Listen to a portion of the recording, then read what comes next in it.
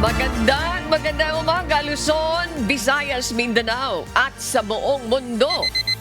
Oras natin sa buong kapuluan, 1 minuto na po makalipas ang alas 5 ng umaga, Philippine Standard Time. Ako po si Annie Rantoy. Ngayon po ay araw ng Miyerkules, ika-5 sa buwan ng Agosto, taong 2026. Ako po inyong amigo, Sherwin Kulubong.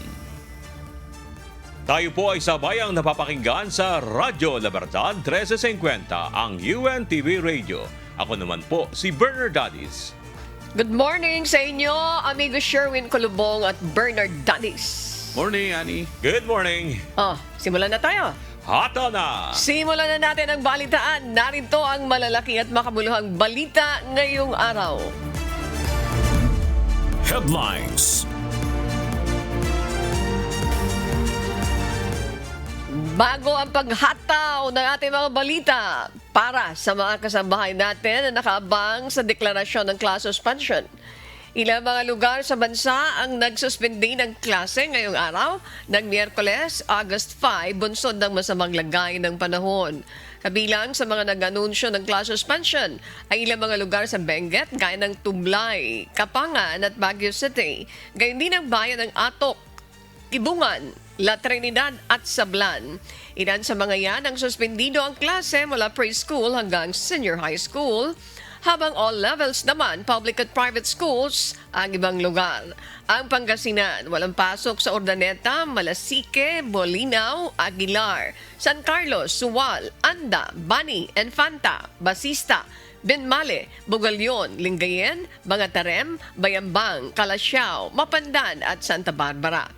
Suspendido ang klase sa mga nabanggit na lugar sa Pangasinan, all levels, public at private schools, maliban na sa Basista kung saan kinder hanggang senior high school lamang ang walang pasok. Samantala, wala rin pasok ang lahat ng mga paaralan sa buong lalawigan ng La Union ngayong araw. Habang sa Zambales, kasama sa mga lugar na walang pasok ang Botolan at Cabangan, all levels, public and private schools. Ilang lugar din sa Cavite ang nagdeklara ng class suspension sa lahat ng antas, kabilang ang Tanza, Naik at Alfonso. Suspendido ang kanilang face-to-face classes at mag-shift muna sa alternative learning modes. Sa ibang mga nag-aabang ng detalye ng class suspension, maaaring i-check ang mga official social media accounts ng inyong mayor o lungsod para sa iba pang mga announcement.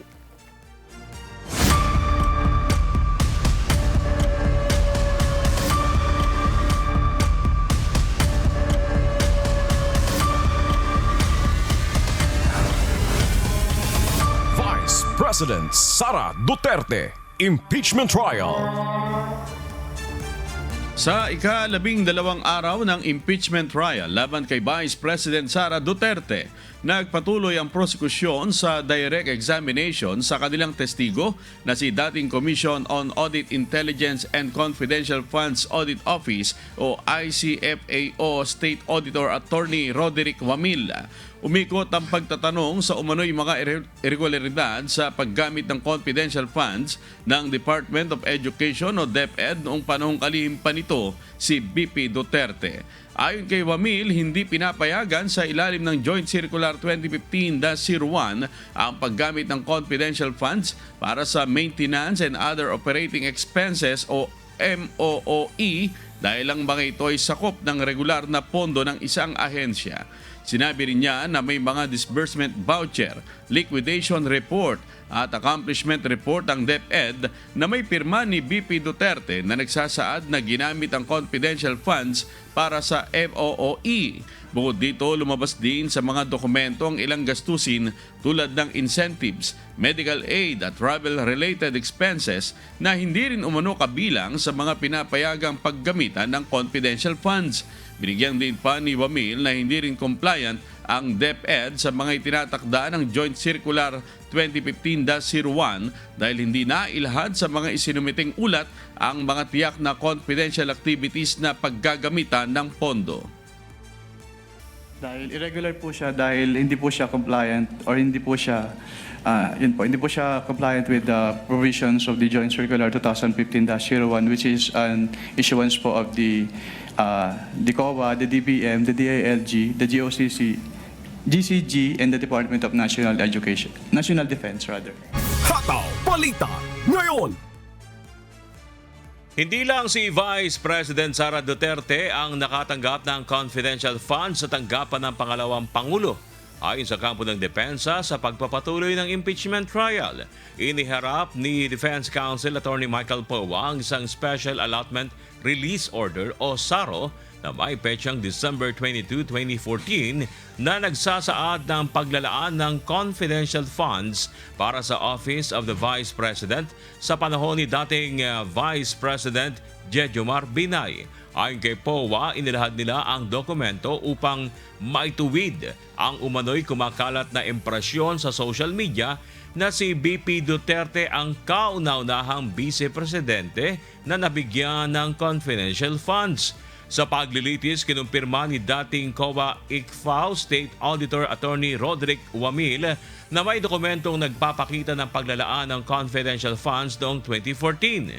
Una nang nihayag ni Wamil na sa panahon ng kanyang panunungkulan sa COA ICFAO mula 2014 hanggang 2024, tanging sa ilalim ng termino ni BP Duterte lamang siya nakapag-audit ng confidential funds ng Office of the Vice President at Department of Education.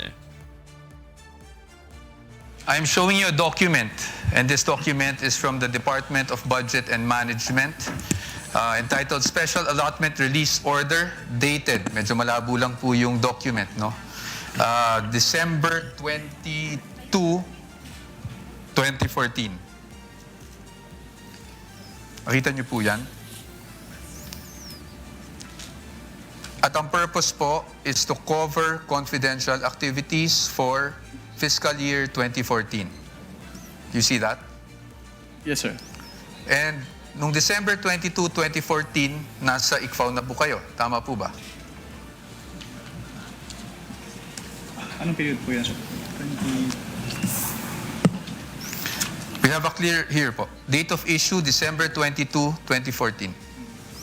Yes po, nasa ICFAO na po. Tama po ba? At hindi po si Vice President Sara Duterte ang Vice President ng mga panahon na yun. Tama po ba? Yes po. Pero na-liquidate po ba yan? That's the question. That's the question to ICFAO actually because yun po yung, ang pinapakita ko lang sa inyo is nagkaroon po ng confidential funds. Ang Office of the Vice President noong 2014 issued December 22, 2014. Based on that document po, Meron. You confirm. Samantala, humingi naman ang paumanhin si Attorney Powa kung may nasaktan sa kampo ni former Vice President Binay. Gate niya, layunin lamang nilang linawin ang issue at maiwasan ng anilay mapanlinlang na impormasyon kaugnay ng confidential funds. Hataw Balita ngayon.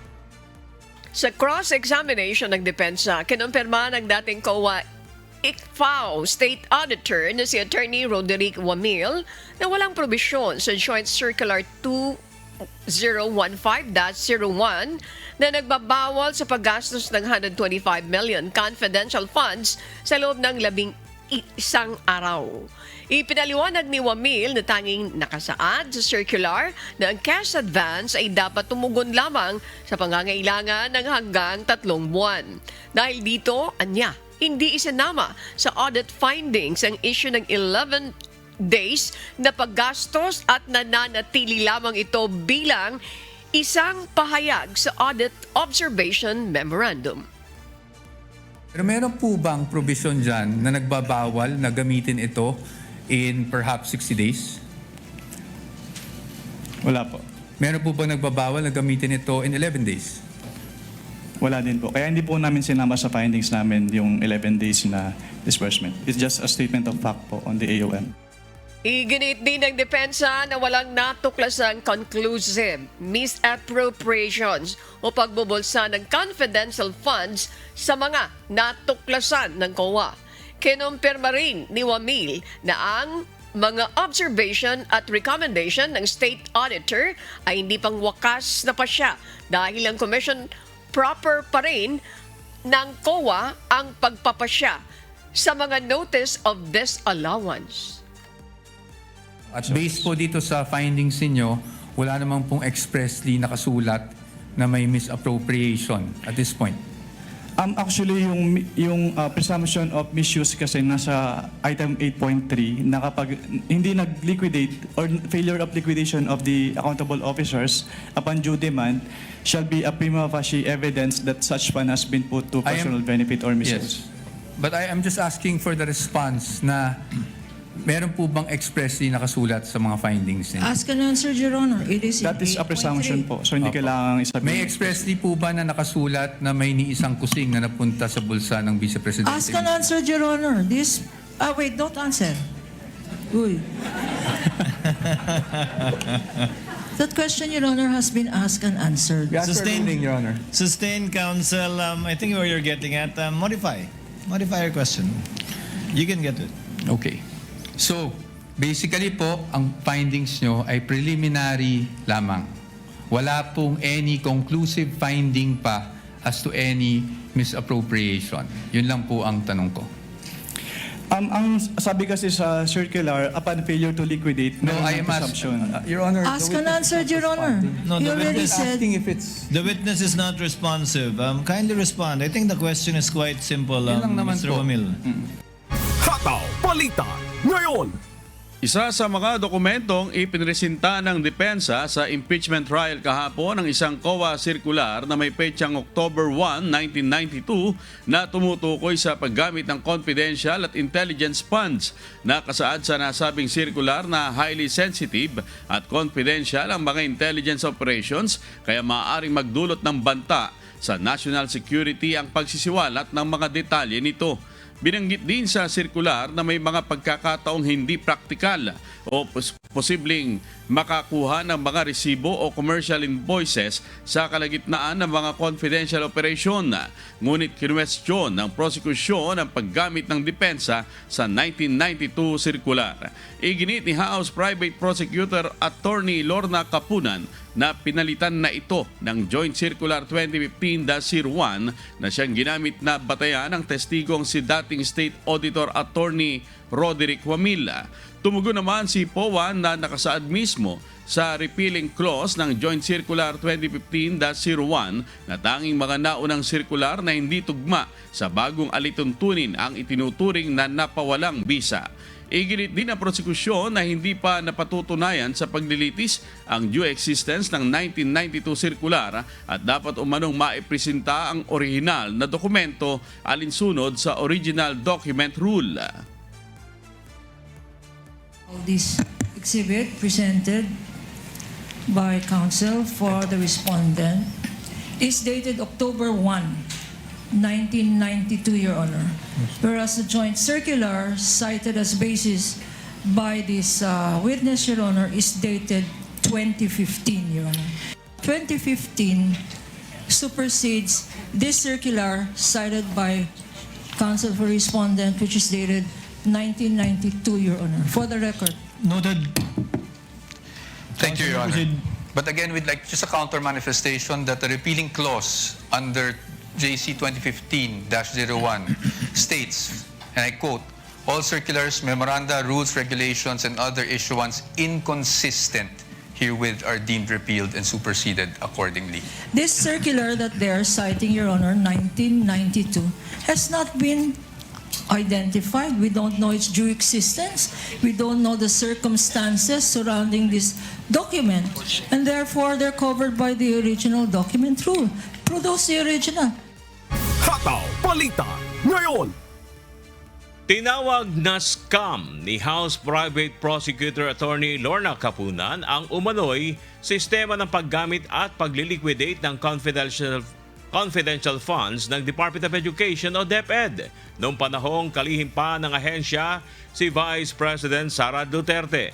Sa muling pagharap sa impeachment court ni dating Commission on Audit State Auditor Attorney Roderick Wamil, ipiniliwanag nito na batay sa Joint Circular 2015-01 ang kabiguang i-liquidate ang mga public funds kapag hiniling o siningil ng otorisadong opisyal ay may tuturing na prima facie evidence na maaring nagamit ang mga pondo para sa personal na pakinabang ng accountable officer. Dagdag pa niya may tuturing na accountable si BP Duterte sa paggamit ng confidential funds dahil bilang hepe ng ahensya, siya ang nangangasiwa sa paggamit nito at sa pagsunod sa mga itinatakdang alituntunin. Ang ibig sabihin po ng prima facie evidence under 8.3 ay nagkaroon po ng presumption na ginamit yung funds for the personal use and benefit of the accountable officers. Gayunman para kay Attorney Kapunan, hindi na lamang prima facie evidence ang nakikita niya dito kundi isang scam sa paggamit ng pondo ng taong bayan. Bagay na agad tinutulan ng depensa at hiniling na mabura sa record. So you said here that if an accountable officer, pag hindi na-explain ng isang accountable officer ang paggamit ng public funds, kagaya ng confidential funds, meron tinatawag na prima facie evidence. Anong tawag doon? Presumption? Presumption po. Presumption ng ano? Under 8.3 po, presumption na yung fund po ay na-convert into personal use or benefit. Presumption na na-convert for personal use or benefit, applicable dito sa sinabi mo. Ang tawag ko lang doon, hindi prima facie evidence. Kung akong tatanungin, scam ito. Move to strike, No Your further Honor. Move to questions. strike. That is out of order, Your Honor. No further questions, Your Honor. So Move to strike. stricken from the record. Hataw Balita ngayon. Mariing tinutulan ng defense team ni Vice President Sara Duterte ang pagmamarka sa bahagi ng affidavit ni Arturo Las Cañas upang maggamit na bilang ebidensya ng prosekusyon sa pagpapatuloy ng impeachment trial. Si Las Cañas ay sinasabing umano'y self-confessed member ng Davao Death Squad o DDS. Ayon kay Defense Lead Counsel Attorney Sheila Sison, nauna nang nabanggit ni National Bureau of Investigation Director Melvin Matibag na hindi nakanotaryo ang affidavit ni Las Cañas at hindi ito na ipinatutuhanan ng sinumang competent witness. I would just like to put on record that we're objecting even to the marking of this particular exhibit, consistent with the ruling of this court when we objected to the reading session of the NBI Director Melvin Matibag when he testified and was cross-examined by Defense Counsel Attorney Mark Vinluan. So we object to the marking of this portion of Arturo Las Cañas affidavit. As of this point, no witness has yet testified on this affidavit, and it is on record, if we review the record of the court, that that supposed affidavit was unnotarized and was not signed by anybody, let alone identified by any competent witness. Sa nakaraang pagharap ni NBI Director Matibag sa impeachment court sa pagtalakay sa Article 4 ng Articles of Impeachment laban kay BP Duterte, sinabi na opisyal na naeksamina ng NBI ang affidavit ni Las Cañas bilang bahagi ng kanilang pag-iimbestiga sa umano'y pattern of violence ng Vice Presidente. Isa ito sa mga anggulong tinitingnan ng NBI sa kanilang pagsisiyasat sa umano'y pagbabanta ng Vice Presidente laban sa buhay ni Pangulong Ferdinand Marcos Jr., First Lady Liza Araneta Marcos at dating House Speaker Martin Romualdez. Iginit ng depensa na hindi maaaring magamit bilang ebidensya ang bahagi ng affidavit ni Las Cañas na anilay naglalaman lamang ng mga haka-haka na maaaring makapag-mislead sa mga senator judges at maging sa publiko. We will not agree, and if the presiding officer will rule to allow even the pre-marking or the marking of this item under this motion, then we would like to have our objection, continuing objection to the allowance of even the marking of this particular exhibit put on record, Your Honor. Sinasabing isang dating police officer si Las Cañas na umano'y miyembro ng DDS at inaakusahan si BP Sara na siya umanong nagplano ng Oplan Tukhang sa Davao City noong mayor pa ito ng lungsod taong 2012. Hataw Balita ngayon. Tinuligsa ng isang House Prosecutor ang ginawang pakikipagpulong ng ilang kinatawan ng Office of the Vice President sa Commission on Audit Intelligence and Confidential Funds Audit Office. Samantala, hindi pa pinal ang desisyon ng prosecution team kung hihilinging may pasabina ba o hindi na si Mary Grace Piatos na recipient ng confidential funds ng Office of the Vice President sa paglilitis. May hataw na balita si Ros Salicos. Kabilang sa inihayag ni dating State Auditor Roderick Guamil sa ika-12 araw ng paglilitis ang ginawang pakikipagpulong ng ilang kinatawan ng Office of the Vice President o OVP sa Commission on Audit Intelligence and Confidential Funds Audit Office o COA-ICFAO noong September 2023. Ayon kay Guamil, sa pagpupulong, humingi ng linaw ang OVP kaugnay ng liquidation process sa confidential funds. There was a time po that I was called in a meeting. Tinawag ka sa meeting Yes, ma'am. at nandun ka pa sa COA-ICFAO. Yes, ma'am. Maalala mo anong date itong meeting na to? It was around second week po ng September of 2023. At sino-sino ang nasa meeting na to? Ang naalala ko po ay si Attorney Zuleika Lopez at si Attorney Michael Powa po. At yung dating head po ng ICFAO na si Assistant Commissioner Nilda Plaras at si Attorney Gloria Camora po. What happened sa meeting na yan? They asked po about the liquidation process po ng confidential fund and yung mga supporting documents po na required with respect to the liquidation documents po.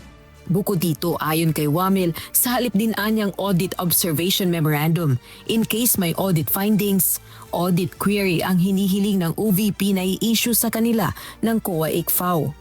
Ang pagpupulong na ito tinuligsa ng House Prosecution Panel member na si Bicol Saro Party List Representative Terry Ridon. The meeting itself is actually irregular. Katulad na sinabi ko kanina, it is improper makapal yung mukha nung pong mga tao na nag-request po nito. It is Zuleika Lopez, and with respect to the Defense Counsel, Attorney Powa, representing the Department of Education, it was improper. It should not have happened. Tingin din ito, may layunin umano ang OVP na impluwensyahan ang desisyon ng COA. Medyo makapalimuka ng mga involved doon sa OVP. Sino ba yung mga yon? OVP at Department of Education to even ask an audit query from the Commission on Audit. Kasi hindi ba poder ho nila yun? Trabaho nila yun eh. To actually issue audit observation memoranda or audit query memoranda. Ibig sabihin, ang Commission on Audit po yung mapagpasya kung alin po yung tipo ng mga memoranda yung i-issue ng Commission on Audit sa iba't iba pong mga opisina. It is not subject to a request. It is not subject to a favor by any other agency. Samantala, wala pang pinal na desisyon ng prosekusyon kung hihiling ipasapina si Mary Grace Piatos o hindi na. Isa sa recipients ng confidential funds ng Office of the Vice President, si Mary Grace Piatos. It's still at play, but whether or not, sorry Ma'am Rose, no, whether or not the prosecution has decided, we can't say yet po. That additional testimony would tend to answer that question po, no? Kung para saan ginamit, for example, or kung sino nga tumanggap if we're talking about the identity. But at the same time, the ultimate arbiter of its acceptance or relevance, as you were asking, would be the impeachment court. So we have to leave it to them po. Ayon kay Counsel for the Prosecutors ng House of Representatives na si Attorney Lorna Capunan, nais nitong maipasabina si Mary Grace Piatos. Suportado ito ng isa pang prosecution team spokesperson. Isasapina ko lang si Mary Grace Piatos. Hinahanap pa namin eh. Hindi pa namin makita kung saan kami pumunta. Mary Grace, wala naman doon. Papadala namin sa Office of the Vice President yung subpoena. Dapat siguro isang pina natin yan, no? Para makilala natin dahil umiikot yung controversy dyan sa mga pangalang yan, especially ito kay Mary Grace Piatos, no? It's high time probably that lumabas siya, no? At magpakilala. Pero kung si House Prosecutor Manila 3rd District Representative Joel Chua ang tatanungin, naniniwala itong hindi na ito kinakailangan. Rosa Licoz, humahataw sa balita ngayon. Umugong ang bali-balita kahapon na naaresto na umano si Senator Ronald Bato de la Rosa. Pero ang Department of Justice at ang National Bureau of Investigation wala pa umanong impormasyon hinggil dito. May mahataw na balita si Jed Neresina. Agad pinabulaanan ng Department of Justice ang kumalat na bali-balitang naaresto na umano si Senator Ronald Bato de la Rosa. Ayon kay Attorney Polo Martinez, tagapagsalita ng ahensya, wala pang natatanggap ang kagawaran na nagpapatotoo sa nasabing impormasyon. I cannot confirm that information. It's not yet. Wala pa po kami natatanggap na nangyari yan. Yan ang po masasabi ko ngayon. Mariing ding itinanggi ng National Bureau of Investigation ang impormasyong naaresto na ang senador. Nilinaw ni NBI Director Attorney Melvin Matibag, nagpapatuloy ang kanilang paghahanap kay Senator De La Rosa na kapwa-akusado ni dating Pangulong Rodrigo Duterte sa kasong Crimes Against Humanity. Hindi, wala. Sa amin, wala. I don't know kung sino. Wala sa amin. Wala. So sir, ongoing yung manhunt operation po natin, sir? Lagi naman. Sa hanay naman ng Philippine National Police, sinabi ni Interior and Local Government Secretary John Vic Remulla sa isang text message na walang kumpirmasyon ang mga bali-balitang naaresto na umano si Senator De La Rosa. Matatandaang matapos ang mahigit kalahating taon na hindi pagpapakitang personal sa Senado mula November 2025. Biglang dumalo sa sesyon ang senador noong May 11 o araw ng pagkakahalal ni Senator Alan Peter Cayetano bilang Senate President. Ilang araw matapos nito o noong madaling araw ng May 14, kasunod ng shooting incident ay umalis ang senador sa Senate compound. Sa kasalukuyan ay mayroon siyang existing warrant of arrest sa International Criminal Court o ICC bilang umano'y co-conspirator ni dating Pangulong Duterte sa kasong Crimes Against Humanity kaugnay ng war on drugs ng nakaraang administrasyon. Jed Neresina, humahataw sa balita ngayon. Isang misteryosong mensahe ang ipinost sa social media ni dating presidential spokesperson Attorney Harry Roque kasunod ng mga bali-balitang naaresto na umano sa Senator Ronald Bato de la Rosa. Sa post ni Attorney Roque sa kanyang Facebook page, nakasaad ang mga katagang mayroon nga daw na nanghudas kay Bato. Walang ibinigay na ibang detalye si Attorney Roque hinggil sa kung sino ang kanyang tinutukoy dito. Kahapon, sinasabing nag-post rin sa kanyang social media ang abogado ni Senator Bato na si Attorney Jimmy Bondoc, kung saan sinabi nito na bad news is coming. Pray hard that it is not true for the good of the nation. Gayunpaman, hindi malinaw kung patungkol saan ang post na ito ng abogado. Si Senator De La Rosa ay matagal nang pinaghahanap matapos na lumabas ang arrest warrant laban sa kanya na inisyo ng International Criminal Court o ICC. Isa ang senador sa idinadawit at umano'y kasabwat ni dating Pangulong Duterte sa kasong Crimes Against Humanity. Hataw Balita ngayon. Samantala, dinalaw kahapon ni Vice President Sara Duterte sina Senator Jinggoy Estrada at Senator Rodante Marcoleta na kapwa nakakulong ngayon sa Quezon City Jail sa Payatas. Kinumpirma ng Bureau of Jail Management and Penology o BJMP na nakipagkita ang Vice Presidente sa dalawang senador, gayon din kay dating Congressman Mike Defensor na nakapit din doon. Gayunman, wala pang karagdagang detalye hinggil sa naging pakay ng Vice sa kanyang pagdalaw sa kulungan maging sa kung ano ang kanilang mga napag-usapan. Kapwa na harap sa kasong plunder sina Senator Estrada at Senator Marcoleta. Si Senator Estrada dahil sa issue ng manumalyang flood control projects habang may kinalaman naman sa campaign funds ang kay Senator Marcoleta. Samantala, si Defensor naman ay dawit rin sa kaso ni Senator Marcoleta dahil sa umano'y pagbibigay nito ng 30 million pesos para sa campaign fund ng senador. Hataw Balita ngayon. Kumpiyansa ang Malacanang na magpapatuloy ang investigasyon sa issue ng flood control projects kahit pa magkasundo na sina Senator Panfilo Lacson at Senator Alan Peter Cayetano. Sa press briefing sa Malacanang kahapon, natanong si Palace Press Officer Yusek Claire Castro hinggil sa posibilidad na makompromiso ang gagawing investigasyon sa flood control projects sa Taguig City. Oras na magkabati ang dalawang senador. Ayon kay Yusek Castro, suportado ng Malacanang ang pagkakasundo ng bawat isa na malaking tulong upang maayos na at maipagpatuloy ang kanilang trabaho. Mas maganda naman po talaga na ang bawat tao, hindi lang po public servants, lahat po sana ay nagkakasundo. May mga pagkakataon na magkakaiba nga ang opinyon pero hindi kinakailangan talaga na umabot sa hindi magandang relasyon. Kung sila po ay magkakasundo at mawawala na yung mga personal nilang sentimiento sa bawat isa, mas magiging maganda ang kanilang relasyon sa pagtatrabaho. Sa kabila nito, naniniwala pa rin na ang Malacanang na hindi mapipigilan ang gagawing investigasyon sa umano'y anomalya sa flood control sa Taguig City kahit pa magkasundo ang dalawang senador.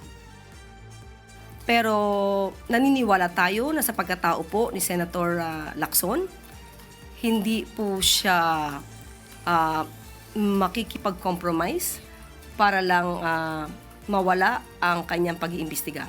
So naniniwala tayo na tuloy-tuloy pa rin po ang mga issue na dapat na imbestigahan.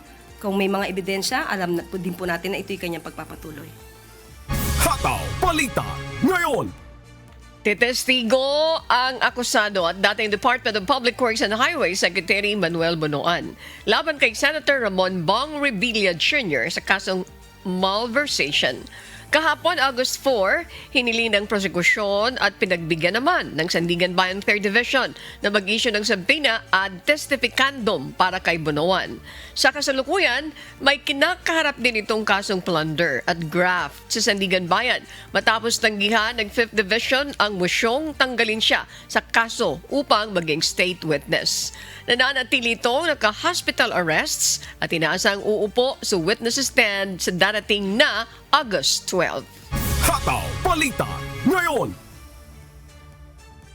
Sisimulan na ng Department of Justice ang paunang investigasyon kaugnay sa natanggap na rekomendasyon mula sa National Bureau of Investigation o NBI para sampahan ng reklamong nasa 20 opisyal at empleyado ng Department of Public Works and Highways sa Cebu 3rd District Engineering Office dahil sa umano'y anomalya sa flood control projects.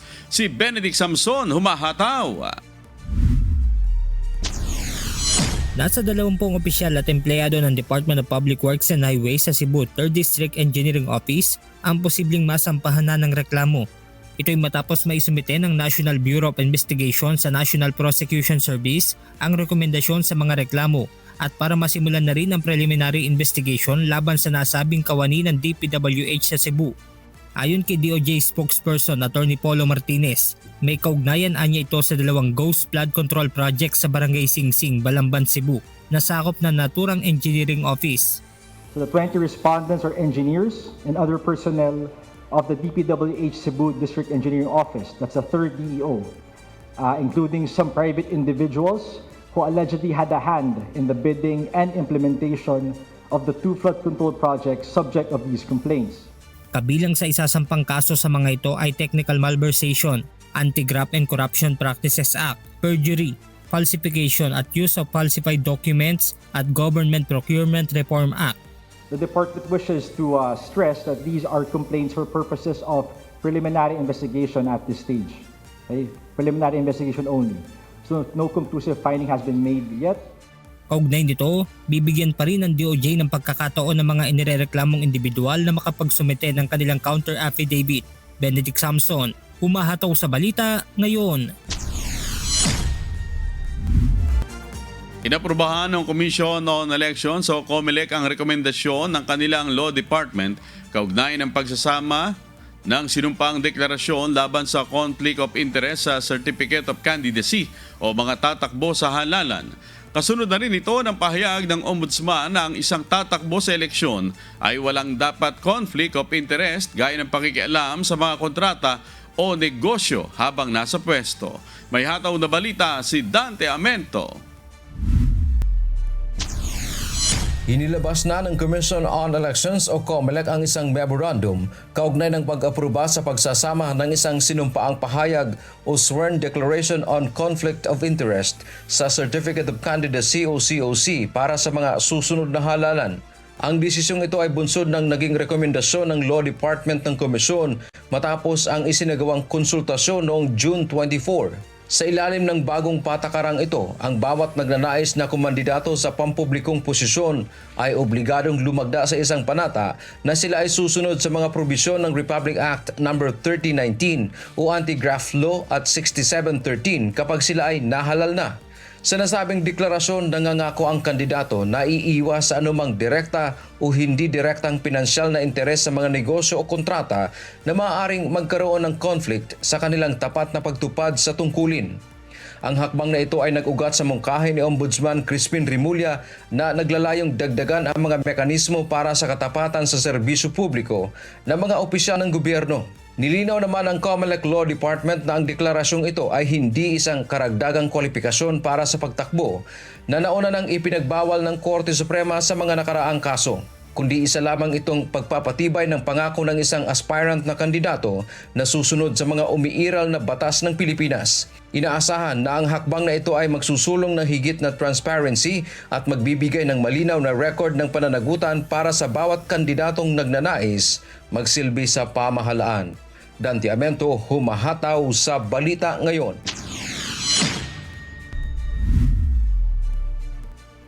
Nag-deploy na ang Philippine Army ng karagdagang 3 batalyong mga sundalo na tutulong para sa ipatutupad na seguridad sa gaganaping kauna-unahang parliamentary election sa Bangsamoro Autonomous Region in Muslim Mindanao o BARM sa darating na September 14.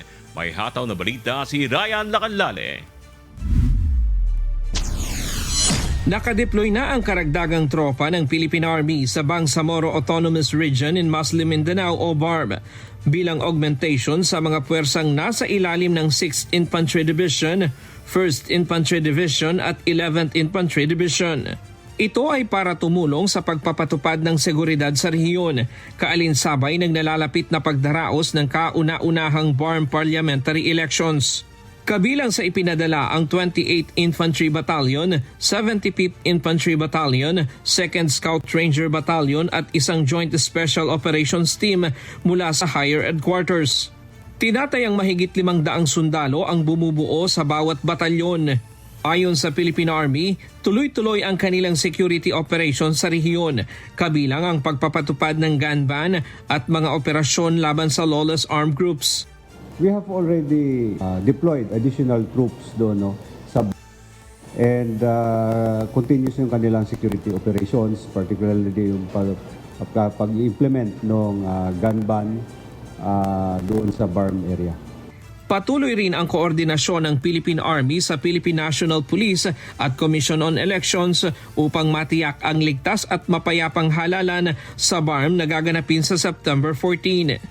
Ayon sa Philippine Army, wala pa silang naitatalang election-related incident batay sa kanilang monitoring. Nakikipag-ugnayan din sila sa PNP at COMELEC kaugnay ng mga lugar na may presensya ng mga lawless armed group. Nilinaw ng hukbong katihan na ang pagdedeklara ng election hotspots ay nasa jurisdiksyon ng COMELEC. Compared to the previous incidents, sa ngayon wala pa tayong nakita o wala pa tayong reported in the part of the Philippine Army na reported ng mga incidents that is related to this election. Bagamat wala pang nakikitang direktang banta mula sa mga lawless armed group, sinabi ng Philippine Army na hindi sila magpapakampante. Magpapatuloy nila ang kanilang security operations at makikipag-ugnayan sa mga komunidad upang mapanatili ang kapayapaan at seguridad bago ang halalan.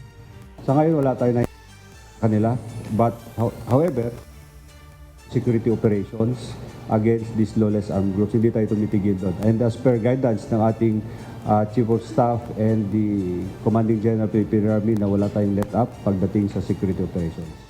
Patuloy namang nagsasagawa ng koordinasyon at security planning ang Philippine Army, Philippine National Police at Commission on Elections bilang paghahanda sa anumang posibleng hamon sa seguridad bago ang halalan sa BARM. Ryan Lacanlale, humahataw sa Balita Ngayon.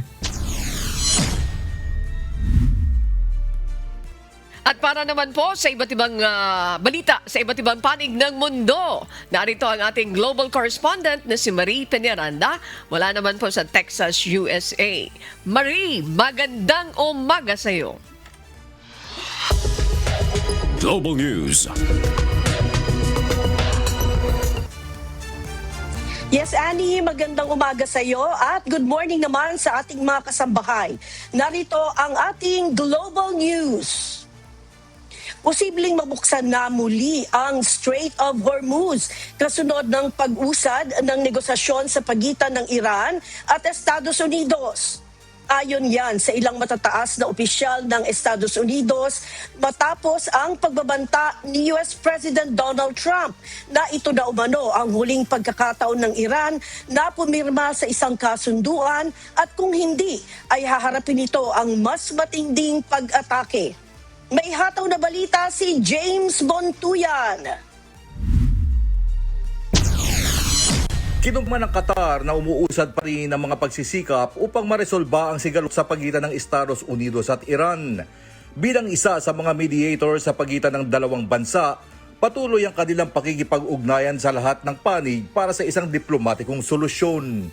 We can confirm that the efforts are still ongoing with all the parties. We are looking towards diplomatic resolution as we are speaking right now. As you know, there are current efforts on the ground that are in very progressive stages, and we are working with all the parties to see this effort. So I can confirm that the efforts are ongoing as we speak.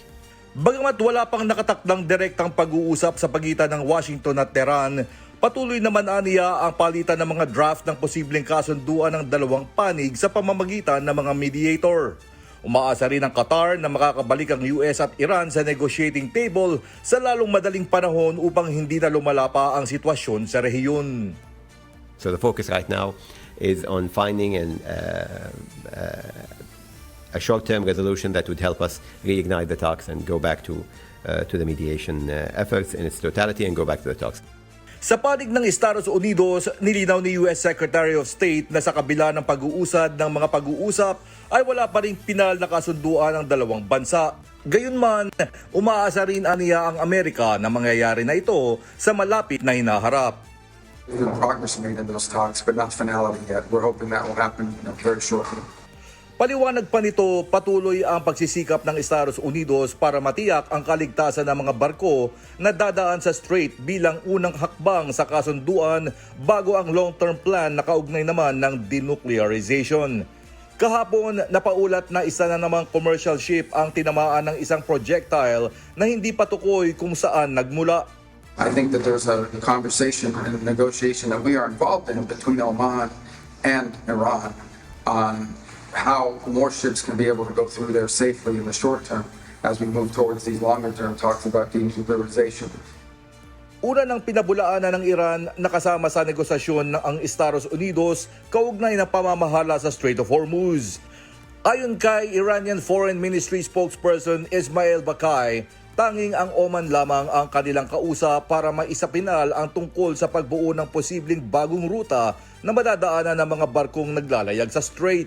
Samantala sa isang panayam kay US Treasury Secretary Scott Bessent, sinabi nito na posible nang maisapinal ang isang kasunduan na tuluyang magbubukas sa Strait of Hormuz ngayong araw o bukas. Hindi naman aniya kasama sa kasunduan ang paniningil ng Iran ng toll sa mga barkong dadaan sa mahalagang waterway na matagal nang tinututulan ng Amerika. Kahapon, nagbanta si US President Donald Trump na ito na ang huling pagkakataon ng Iran na pumirma sa kasunduan. Babala niya, kung hindi makikipagkasundo ang Iran ay haharap ito sa isang matinding pag-atake. I think we're going to maybe get something, but I want to give them every last chance before decapitation. Kasunod ng mga ulat ng posibleng kasunduan sa pagitan ng US at Iran, muling bumaba ang presyo ng langis sa pandaigdigang merkado na nagpapakita ng pag-asa ng mga negosyante na matutuldukan na ang tensyon sa rehiyon. James Bontuyan, humahataw sa balita ngayon.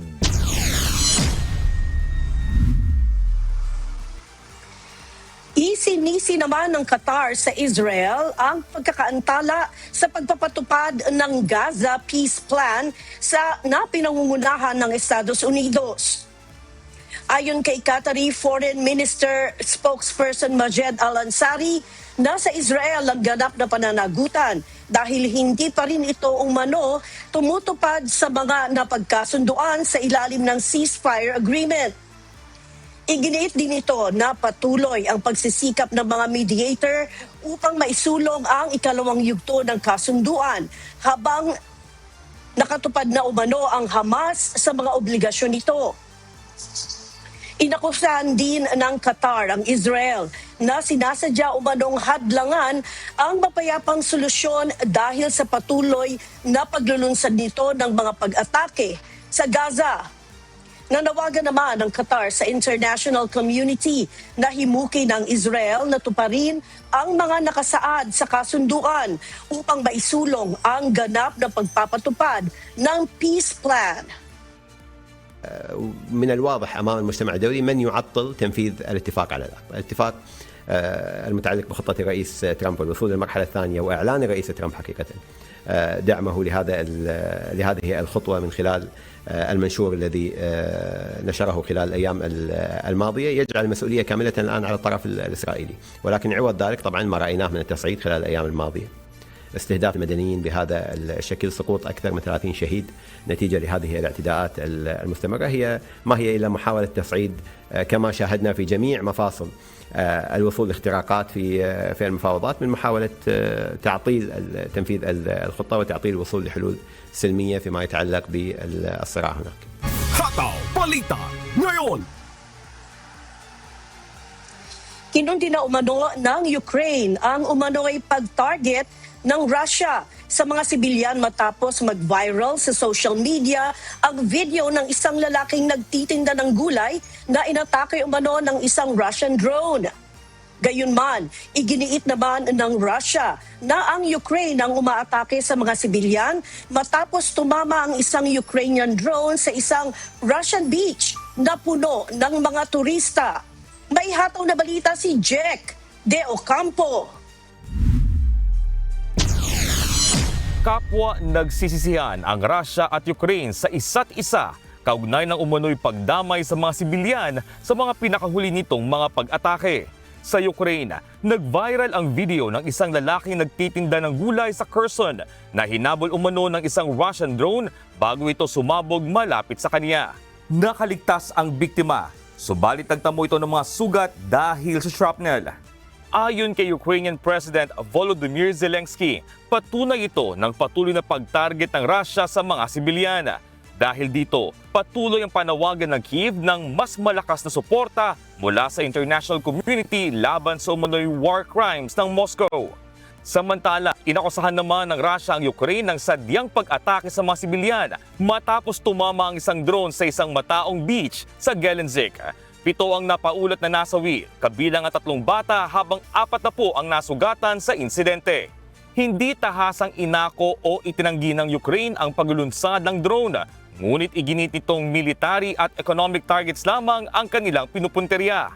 Anila, posibleng tinamaan ng beach matapos pabagsakin ng Russian air defenses ang nasabing drone. Kasabay nito, ipinagpatuloy rin ng Ukraine ang pag-atake sa mga warehouse ng wild berries sa loob ng Russia na anila'y ginagamit sa supply ng Russian forces bagamat mariin itong itinanggi ng Moscow. Jack De Ocampo, humahataw sa balita ngayon.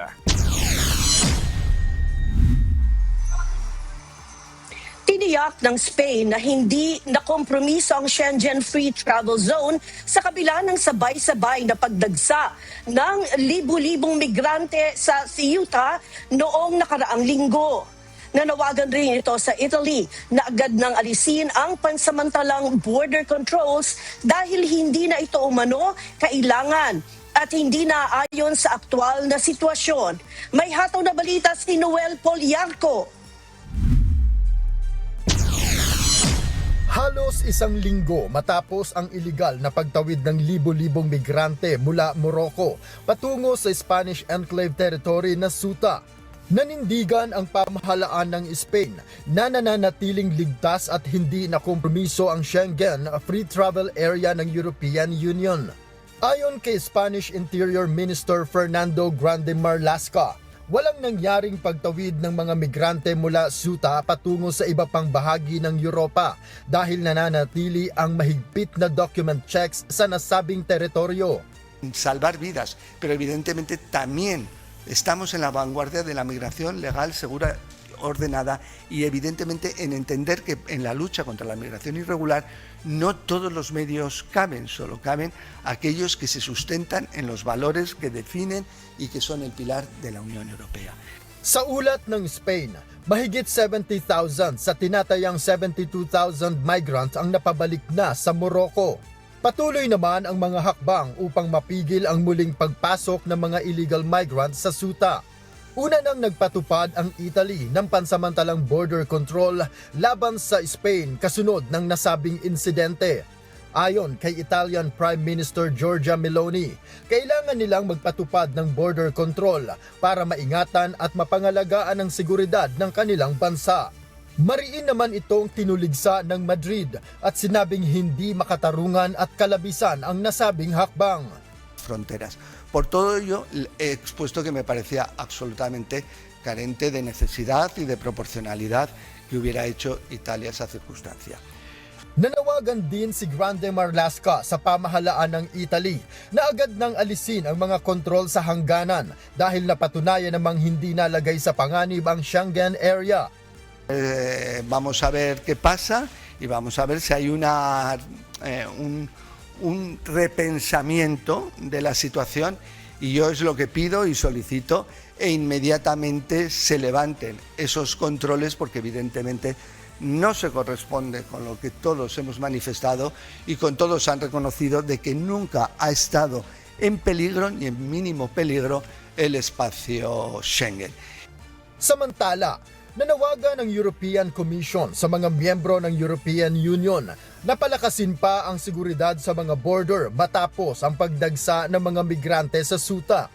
Ayon kay European Commission President Ursula von der Leyen, dapat magkaisa ang mga bansa sa Europe sa pagpapatupad ng mas mahigpit na border security at pagharap sa iligal na migrasyon. Nakatakdang magsagawa ng emergency talks ang mga interior minister ng European Union upang talakayin ang mga aral mula sa insidente at mga hakbang upang maiwasan ang kaparehong krisis sa hinaharap. Noel Poliarco, humahataw sa balita ngayon.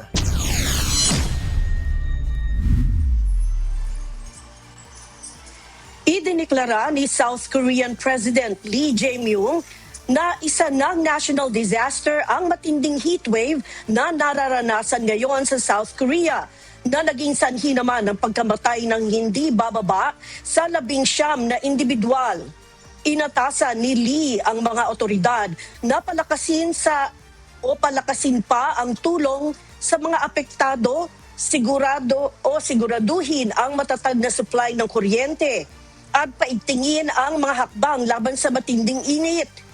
Ayon sa Korea Meteorological Administration, umabot sa 42.5 degrees Celsius ang temperatura sa lungsod ng Yangsan na pinakamataas na naitala sa loob ng 122 taon.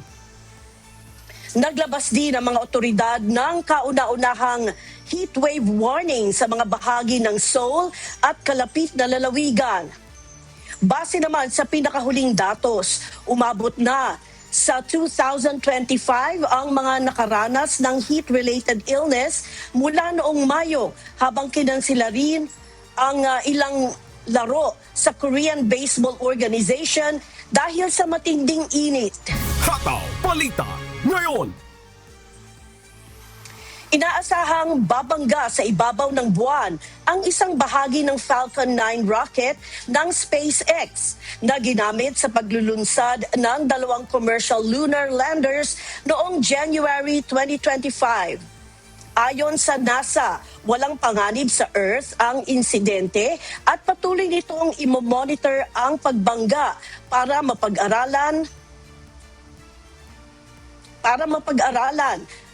Tinatayang tatama ang upper stage ng rocket malapit sa Einstein crater kung saan maaaring makabuo ito ng hukay na umaabot sa 20 hanggang 30 metro ang diametro.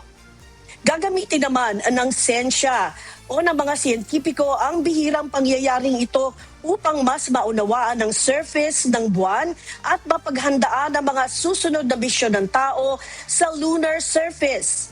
Aasahan din ng NASA at iba pang space agencies ang mga larawan ng impact site upang masuri ang epekto ng space debris at makatulong sa pagpaplano ng mga susunod na moon mission.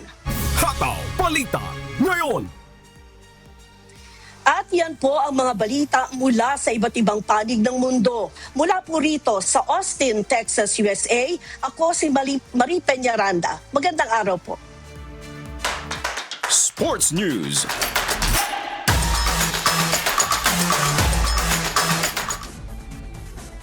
Masayang nagbahagi ng ilan sa kanyang championship moment ang Pinay tennis sensation na si Alex Ayala matapos ang kanyang makasaysayang pagkapanalo sa 2026 Mubadala Open DC. Sa kanyang Instagram post, ibinahagi ni Ayala ang ilan sa kanyang winning moment, kabilang na ang very proud moment na pahawakan ang kanyang gintong tropeyo sa torneo. Makikita rin sa ilang larawan ang emosyonal na tagpo ni Ayala nang matapos ang kanyang championship match laban sa WTA World's number 3 na si Jessica Pegula ng Amerika. Sa kanyang captions ng kanyang post, nakasulat ang mga katagang "Me and my first." Sa isa pang post, ibinahagi rin ni Ayala ang ilan sa kanyang breathtaking photos, hawak ang kanyang trophy bilang kampiyon ng 2026 Mubadala Open DC. Sa kanya namang Instagram story, nag-post si Alex ng kanyang larawan na may caption na "Off to DC Toronto", kung saan sunod siyang sasabak para sa National Bank Open sa Canada. Oras sa buong kapuluan, 4 na minuto makalipas ang 6 ng umaga at sa pagpapatuloy ng Hataw Balita Ngayon.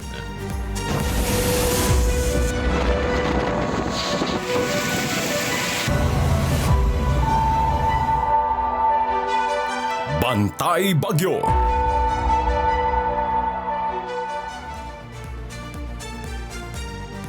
Lalo pang lumakas sa tropical storm category ang bagyong Maymay na nasa loob ng Philippine Area of Responsibility. Sa ngayon nakataas na ang wind signal number 2 sa ilang lugar sa Luzon habang patuloy rin na magpapaulan ang habagat. Samantala, isa pang bagyo sa labas ng PAR ang patuloy na binabantayan ng Pag-asa. At para sa iba pang detalye, narito ang update mula sa Pag-asa Weather Forecasting Center. Narito na po yung ating 5 AM update sa binabantayan nating bagyo. Nabuo po ito kagabi bandang alas 8 at ito po alas 8 ng gabi na may local name na Maymay at lumakas po kasi ito at ngayon isa ng tropical storm. May international name po ito na Kujira. Ang Kujira po ay mula sa bansang Japan na ang ibig sabihin ay whale. At sa ating latest satellite images, makikita po natin na 2 bagyo pa rin yung minomonitor po natin sa ngayon. Yung isa po ay nasa labas pa ng Philippine Area of Responsibility. Ito yung bagyong Dolphin. Yung international name niya po ay Dolphin.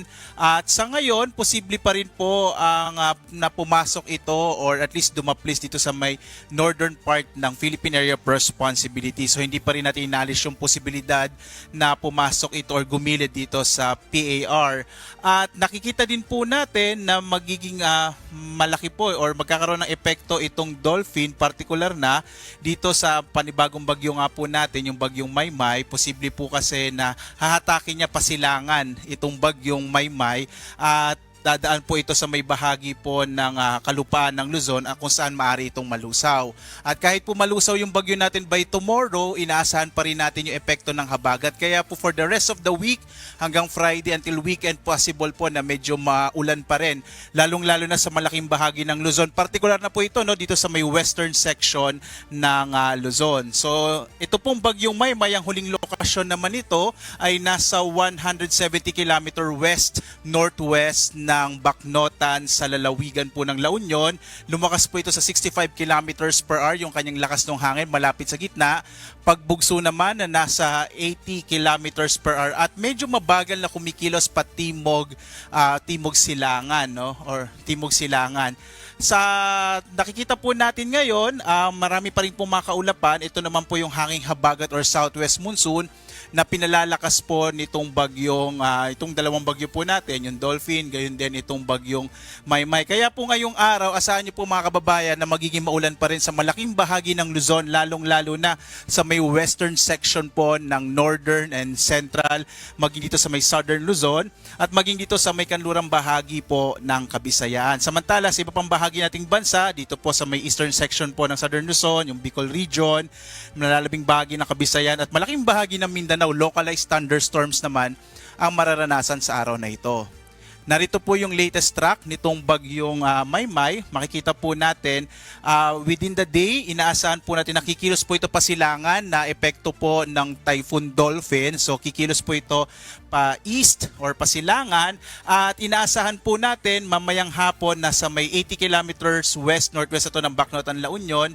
Posible po ito maglandfall sa may bahagi ng Ilocos Sur, pero kung kikilos po ito kapatimog, posible din dito sa may hilagang bahagi ng lalawigan ng La Union. By tomorrow, early morning, nasa may bahagi na po ito ng Sigay, Ilocos Sur, kung saan inaasahan po natin once na mag-interact na po ito sa kalupaan ng Northern Luzon, ina-expect po, inaasahan natin na hihina na ito, magiging tropical depression. And by tomorrow afternoon po, posibleng nasa may bahagi nito na Isabela bilang isang low pressure area. Kapag nag-interact na po ito sa kalupaan ng Luzon, inaasahan na nga natin yung weakening po nito or yung paghina ng bagyong Maymay, at inaasahan po natin by tomorrow ay malulusaw na po ito at magiging isang low pressure area na lamang. Gayunpaman, inaasahan pa rin natin na magiging maulan hanggang bukas dito nga po sa bahagi ng Northern Luzon, dulot ng bagyong Maymay. Samantala, as of 5 a.m. po, nakataas po ngayon ang Tropical Cyclone Wind Signal number 2 dito sa may bahagi ng central and southern portion sa Ilocos Sur, gayon din sa northern and central portion ng La Union, northwestern portion itong Pangasinan, southwestern portion ng Abra, gayon din po sa western portion ng Mountain Province at northwestern portion ng Benguet. So pinag-iingat po ng Pag-asa yung mga kababayan natin kung saan nakataas itong Tropical Cyclone Wind Signal number 2, lalo na po sa malalakas na hangin na dulot ng bagyo.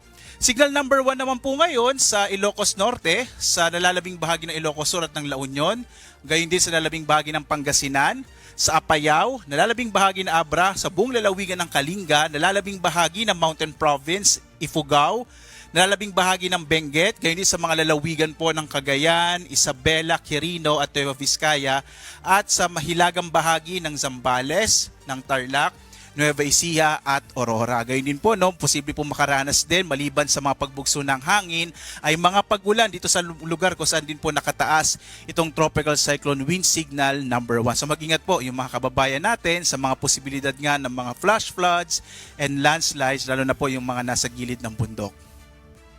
Samantala naman, bagamat may mga lugar po kung saan wala po tayong nakataas sa Tropical Cyclone Wind Signal, posible pa rin pakaranas ng mga pagbugso ng hangin ngayong araw hanggang ngayong araw ang malaking bahagi ng Luzon at Visayas, kabilang ilang bahagi ng Mindanao, na dulot po ng pinagsamang epekto ng bagyong Maymay at gayon din itong hanging habagat or southwest monsoon. Pagdating po ng araw ng Biyernes, makararanas din ang malaking bahagi ng bansa ng mga pagbugso ng hangin na dulot ng epekto ng southwest monsoon o habagat. Dumako tayo sa inaasahan nating mga pag-ulan sa araw na ito. So ngayong araw po, inaasahan pa rin natin na posible po magkaroon ng mga malalakas na mga pag-ulan na maaaring magdulot ng mga flash floods and landslides, partikular na kung saan dadaan yung bagyo dito po sa may area ng La Union, Ilocos Sur, maging sa Bay Benguet, Pangasinan, Zambales. Etong sa may Zambales po, dulot naman din yan ng southwest monsoon or habagat at kasama din po yung epekto ng bagyo. At magpapatuloy din po ngayong araw yung malalakas na mga pag-ulan sa yung pambahagi ng Central Luzon, ng Cordillera, maging dito sa may bahagi po ng Calabarzon, including Metro Manila at sa may Occidental Mindoro. Bukas, inaasa natin magpapatuloy pa rin yung malalakas na mga pag-ulan dito sa malaking bahagi ng Central Luzon, Cordillera at Ilocos Region, maging sa may bahagi ng Cavite, Batangas, Occidental Mindoro at Antique na dulot po ng hanging habagat. At pagdating po na araw ng Biyernes, inaasahan natin by this time po nalusaw na yung bagyong Maymay at mababawasan na po yung malalakas na mga pagulan. Pero magpapatuloy pa rin yung mga pagulang dulot ng habagat, partikular na po dito sa may bahagi ng Ilocos Sur, La Union, Benguet, Pangasinan, Zambales, Bataan, Occidental Mindoro at maging sa lalawigan po ng Antique. So asahan pa rin ng mga kababayan natin, lalong-lalo na sa mga nananahan po dito sa may kanlurang bahagi ng Luzon at Visayas na magpapatuloy po at least yung maulap na kalangitan na may kalat-kalat na mga pagulan na dulot po ng hanging habagat. Kaya po mag-ingat pa rin po tayo sa mga posibilidad ng mga flash floods and landslides na dulot ng malalakas na mga pagulan. Sa lagay naman po ng ating karagatan, may naka-issue pa rin po tayong gale warning, particular na sa mga lalawigan ng Ilocos Sur, La Union, Pangasinan. So yung mga baybayin po ng mga nabanggit na lalawigan, inaasahan natin na magiging maalon hanggang posible pong umabot hanggang 4.5 meters yung taas ng alon ng karagatan sa bahaging ito ng ating bansa na ito po ay dulot ng bagyong Maymay. Kaya pinag-iingat po, lalong-lalo na yung mga maliliit na sasakyang pandagat, maliliit na mga bangka, huwag muna ho kayong pumalaot para makaiwas sa panganib na dulot ng malalakas na alon. At napanood po nyo si Pag-asa Weather Specialist Obed Badrina para sa iba pang mga update hinggil sa lagay ng panahon. Palaging tumutok sa mga social media page ng DOST Pag-asa at UNTV News and Rescue.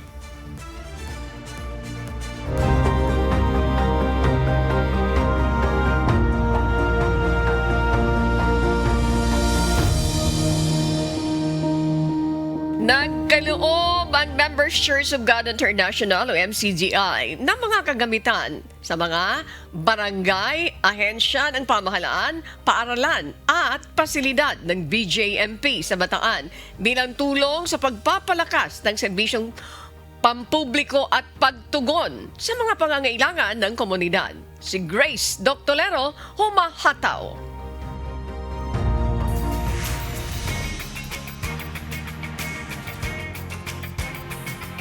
Nagkaloob ng iba't ibang kagamitan sa 8 barangay sa bayan ng Orani at isang barangay sa Hermosa sa Bataan ang Members Church of God International o MCGI. Ito ay sa layuning makatulong sa mga lingkod bayan sa lugar para makapagbigay ng maayos at angkop na serbisyo sa publiko at mga komunidad.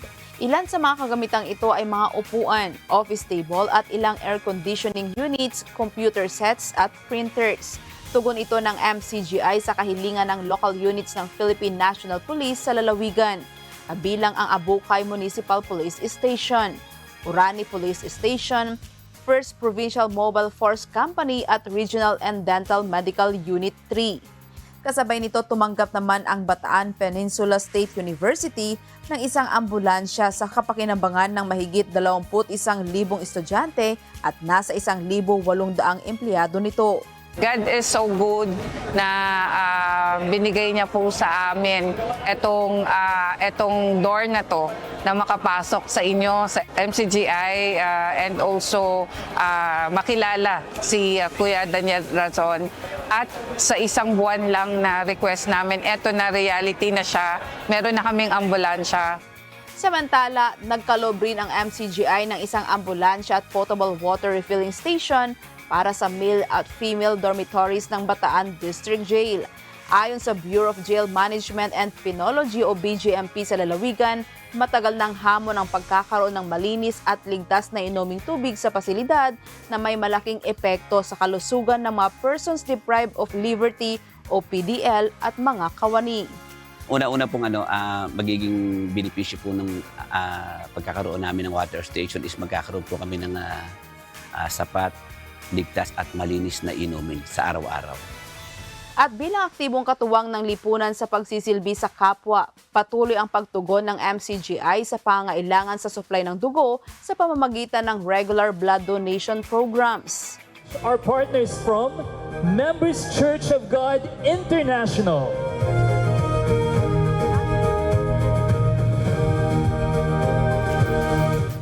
Para sa mga health expert, mahalaga ang voluntaryong pagbibigay ng dugo dahil may mga pasyenteng umaasa dito para sa kanilang gamutan at operasyon.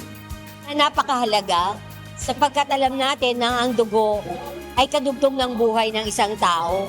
So it's very important to us to recognize these people not only the voluntary donors themselves, but also yung mga tao na nagmo-mobilize para sila ay pagsamasamahin sa isang lugar through what we term the mobile blood donation activity of the hospital.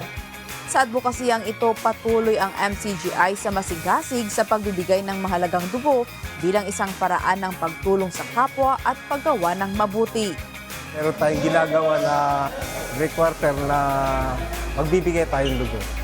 Pag nakigbigay tayo ng dugo, nakakatulong po tayo. Una sa lahat, siyempre, papasalamat tayo sa Diyos. Yung walang sawang pagmamalasakit, pagpapaalala ng kapatid na Daniel sa mga kapatid sa MCGI La Union Chapter or walang sawa, hindi lang po dito sa La Union, kundi sa buong kapatiran na tayo gumawa ng mabuti sa ating mga kapwa-tao. Una, ang dugo ay, gaya ng sinabi ng kapatid na Daniel, hindi ito na manufacture sa laboratorio. Ang plaque na ito ay iginawad sa Members Church of God International bilang pagkilala sa patuloy nitong suporta sa National Voluntary Blood Services Program. Di lang ito simpleng plaque ng pagkilala, simbolo ito ng libo-libong voluntaryong nagbahagi ng dugo para makapagligtas ng buhay. Isang paalala na ang bawat patak ng dugo ay maaaring maging pag-asa ng isang taong nangangailangan. Grace Doctolero, humahataw sa balita ngayon.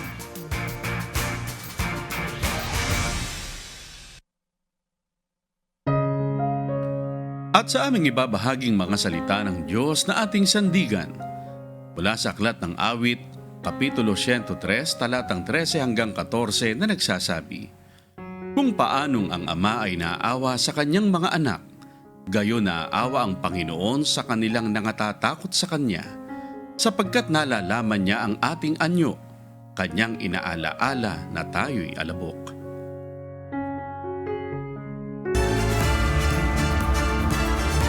At yan po ang mga humahataw na balita ngayong umaga ng Miyerkules, 5 sa buwan ng Agosto 2026. Ako po inyong amigo, Sherwin Kulubong. Sa ngalan na lahat ng buo-buo ng UNTV News and Rescue, UNTV Radio Libertad 1350 at ng ating mga correspondent mula sa Pilipinas at sa iba't ibang panig ng mundo. Ako naman po si Bernard Dadis. At dito po sa UNTV at UNTV Radio Libertad 1350, Diyos ang aming sandigan, serbisyo publiko ang aming pinahalagahan. Christian and Joan Nano, thank you. Ako po si Annie Rentoy. Stand by po, susunod na ang serbisyong MCGI sa Good Morning Kuya. Salamat po sa Diyos at magandang umaga.